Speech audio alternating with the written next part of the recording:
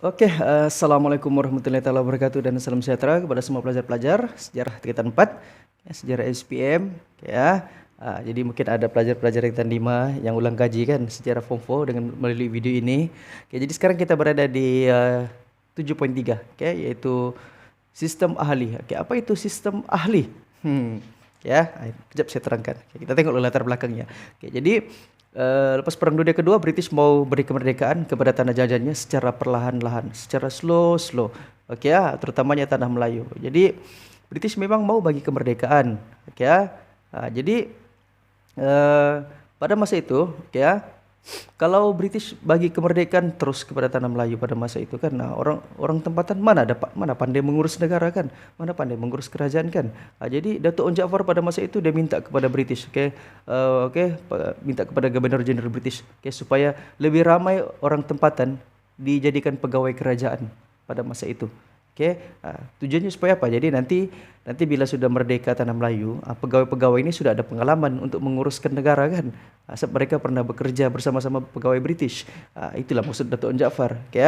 Jadi British pun bersetuju. Dan memang British mau buat begitu. Jadi British pun buat satu program, program apa, training apa namanya sistem ahli. Kira macam program lah.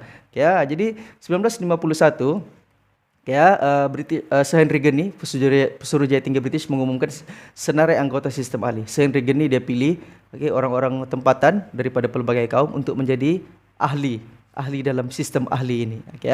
Apa itu sistem ahli? Merupakan sistem yang melatih penduduk tempatan menerajui pentadbiran Persekutuan Tanah Melayu. Jadi maksudnya ahli-ahli yang terpilih ini kalau nanti merdeka tanah Melayu, ada orang inilah yang akan menguruskan tanah Melayu. Sebab mereka sudah dilatih, diajar oleh British.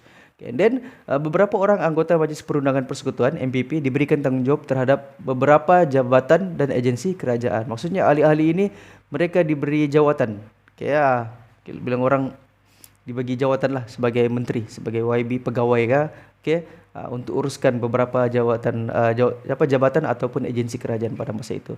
Maksudnya mereka berlatih lah. Contohnya jabatan kerja raya, contohlah kan, jabatan kerja raya.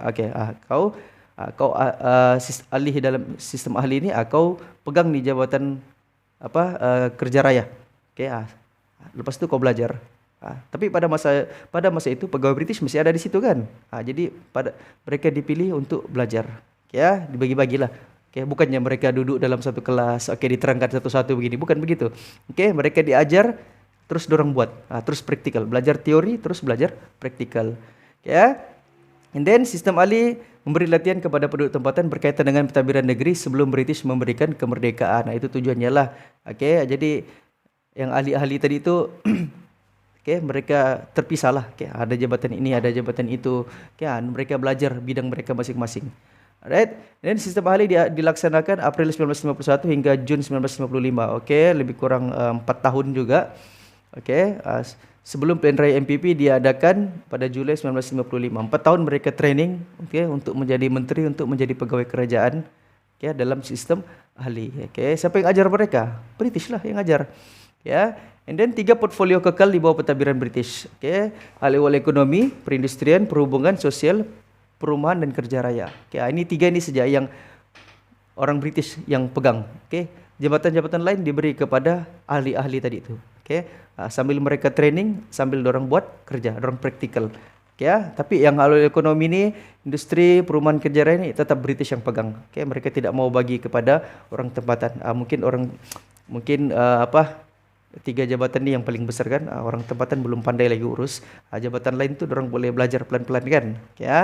And then 1954 berlaku rombakan sistem ahli, beberapa portfolio ini kau punya jawatan dan tugasan diwujudkan. Portfolio baru diwujudkan dan dijawat oleh warga negara Persekutuan Tanah Melayu yang menjadi anggota MPP.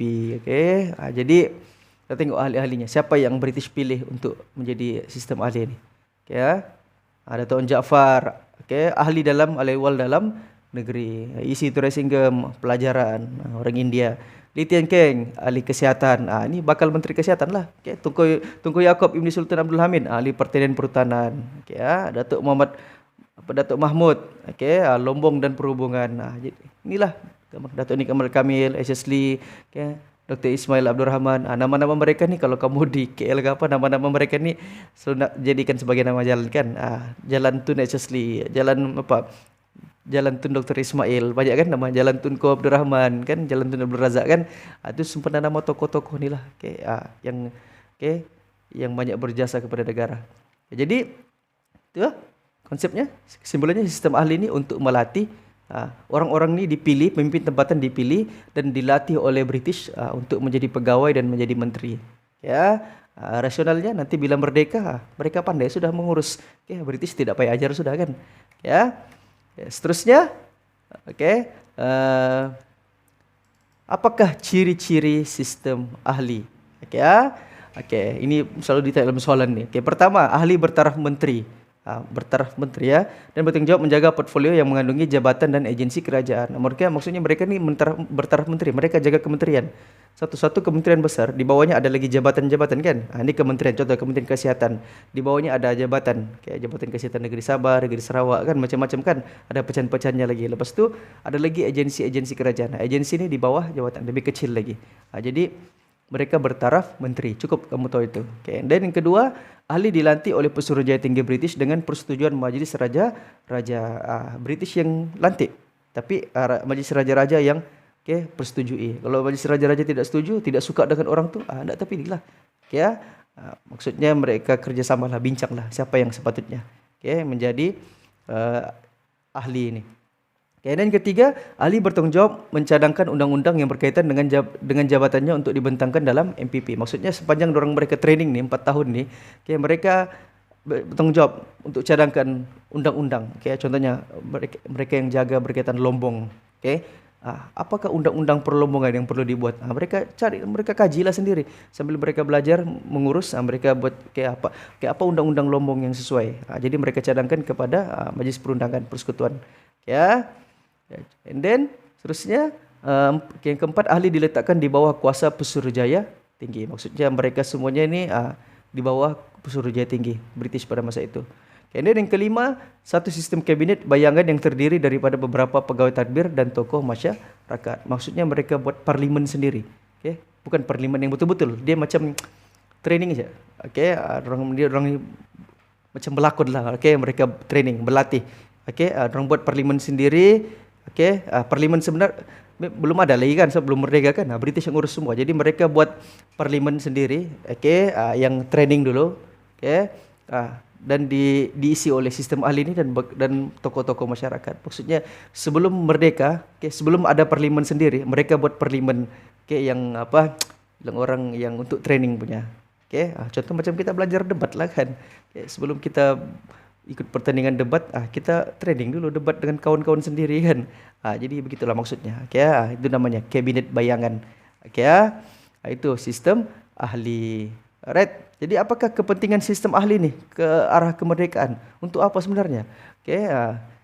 Baguskah sistem ahli ni? Baguslah kan. Pertama, apa yang bagus ya? Apa kepentingannya? Menyediakan asas penting untuk melatih orang tempatan ke arah bekerjaan sendiri. Itulah, melatih orang tempatan untuk berkerajaan sendiri. Jadi maksudnya belum lagi merdeka, orang sudah bersedia untuk berkerajaan sendiri. And then yang kedua, memberi pendedahan kepada penduduk tempatan untuk belajar mentadbir dan menerajui kerajaan menjelang kemerdekaan nanti. Bagus kan?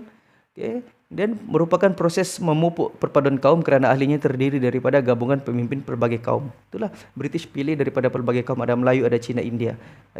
Melayu bagian dalam negeri, Cina urus bagian kesihatan, orang yang India urus bagian pendidikan. Jadi pelbagai kaum kan. Jadi mereka sama-sama, pelbagai kaum ni, pemimpin pelbagai kaum ni bersama-sama bekerja untuk negara, untuk kerajaan. Jadi bersatu padu lah. Kalau sudah pemimpinnya bersatu padu, orang-orang di bawahan pun bersatu padu lah kan. Bagus juga sebenarnya kan ide mereka ni. Dan yang kelima, kepentingan yang kelima ialah menentukan kemerdekaan yang diperoleh mendapat sokongan penuh seluruh penduduk tanah Melayu. Maksudnya nanti kemerdekaan yang diberikan oleh British ini disokong oleh seluruh penduduk tanah Melayu. Sebab British tahu ada banyak persatuan lain, pertubuhan lain, parti lain yang mau merdeka dengan cara lain. Ada yang mau merdeka dengan perang, ada yang mau merdeka dengan rundingan. Jadi British mau merdeka dengan cara aman, dengan cara yang bersedia. Bukannya merdeka melalui peperangan. Jadi British mau begitu. Okay, British tidak mau dijatuhkan. Okay, British tidak mau ditendang keluar dari tanah Melayu. Okay, mereka yang memberi kemerdekaan kepada tanah Melayu.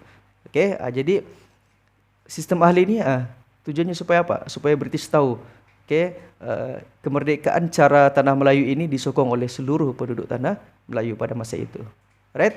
Jadi itulah ciri-ciri dan kepentingan sistem ahli. Right? Jadi harap kamu paham. Yang mana kamu kurang paham, kamu tengok balik video ini, kamu baca sendiri lagi bagus.